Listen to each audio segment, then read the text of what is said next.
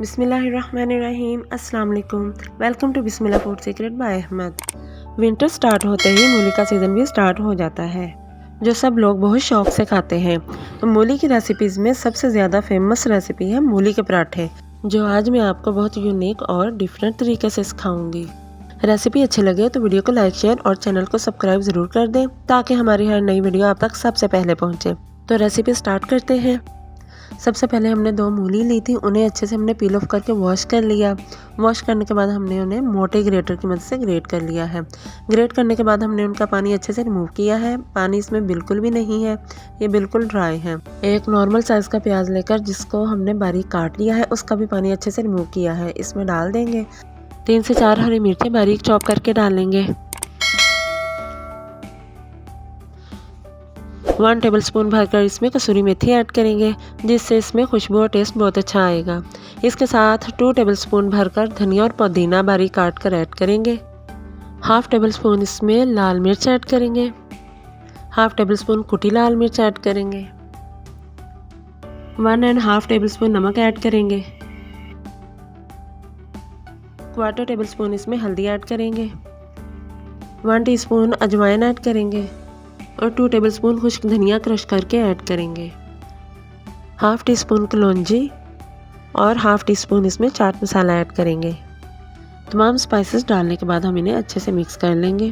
پراٹھے بنانے کے لیے ہماری جو فلنگ ہے وہ بالکل پریپیئر ہو چکی ہے۔ فلنگ کی اچھے سے مکسنگ کرنے کے بعد ہم اس کو سائڈ پہ کر لیں گے اور پراٹھے بنانے کے لیے ہم پیڑے تیار کر لیں گے۔ آٹا ہم وہی یوز کریں گے جو ریگولر یوز کرتے ہیں، اس کے ہم نے پیڑے تیار کر لیے ہیں۔ سرفیس پر ہم تھوڑا سا خشک آٹا ڈسٹ کریں گے اور پیڑوں کو ایک ایک کر کے ہم ان کو تھوڑا سا چپٹا کریں گے۔ ہاتھوں کی مدد سے ہم ان کو چپٹا کریں گے۔ چپٹا کرنے کے بعد ہم اس کو سرفیس پر رکھیں گے اور بیلن کی مدد سے اس کو ہلکا سا بیل لیں گے، زیادہ بڑا نہیں بیلیں گے۔ تمام پیڑوں کو باری باری بیل لیں گے۔ پیڑوں کو بیلنے کے بعد ہم ان کے اوپر ایک ایک کر کے گھی کو گریس کریں گے۔ آپ دیسی گھی بھی یوز کر سکتے ہیں، یاد رکھیے گا آئل یوز نہیں ہوگا۔ گھی سے پراٹھے بہت کرنچی اور کرسپی تیار ہوتے ہیں۔ گھی گریس کرنے کے بعد ہم ان کو اس طریقے سے فولڈ کریں گے۔ فولڈ کرنے کے بعد ہم ان کو دوبارہ سے بیل لیں گے۔ اس طریقے سے بیلیں گے کہ ہمارے بہت پیارے اور بہت خستہ چکور پراٹھے تیار ہوں۔ ان کی شیپ خراب نہیں ہونے دیں گے۔ چکور پراٹھے ہم تیار کر رہے ہیں، اس لیے ان کو اسی شیپ میں بیلیں گے۔ اسی شیپ میں ہم دوسرا پیڑا بھی تیار کریں گے۔ دوسرا پیڑا بھی ریڈی ہو چکا ہے، اس کو بھی ہم اسی پیٹرن سے بیل لیں گے اور اس کی چکور روٹی تیار کریں گے۔ چکور شیپ میں جو روٹیاں ہیں وہ ہم نے تیار کر لی ہیں۔ اب اس طریقے سے ہم ان کی فلنگ کریں گے کہ پراٹھے کھلنے نہ پائیں۔ فلنگ کو بھر کر ہم اس کے اوپر ڈالیں گے۔ فلنگ کو ایجز تک اچھی طرح سے سپریڈ کر دیں گے۔ فلنگ ڈالنے کے بعد ہم نے جو دوسری اسکوائر شیپ میں روٹی تیار کی تھی وہ اس کے اوپر رکھیں گے اور اس کے ایجز اچھی طرح سے دبائیں گے۔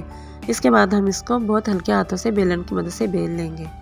بہت زیادہ زور سے نہیں بیلیں گے بلکہ ہلکے ہاتھوں سے اس کو بیل لیں گے، تاکہ فلنگ اس کے باہر نہ نکلنے پائے، اور بہت زیادہ موٹی نہیں رکھیں گے۔ پین کو ہم نے پری ہیٹ کر کے برش کی مدد سے گریس کر لیا ہے۔ اس کے اوپر ہم روٹی ڈالیں گے۔ فلیم کو ہم میڈیم ٹو لو رکھیں گے، بہت زیادہ ہائی نہیں کریں گے تاکہ روٹی جل نہ جائے۔ ایک سائڈ سے لائٹ سا کلر چینج ہوگا تو ہم اس کی سائڈ چینج کریں گے۔ دوسری سائڈ سے بھی اس کا ماشاءاللہ کلر چینج ہو چکا ہے۔ لائٹ گولڈن کلر آنے پر ہم اس کے اوپر گھی لگائیں گے۔ کلر ماشاءاللہ لائٹ گولڈن آ چکا ہے، گھی لگا کر ہم اس کی سائڈ چینج کریں گے اور اس کو اچھے سے پکا لیں گے۔ ماشاءاللہ دونوں سائڈ سے بہت اچھا پراٹھا ہمارا تیار ہو چکا ہے اور ببل بھی بہت اچھے ریڈ کلر کے بن چکے ہیں۔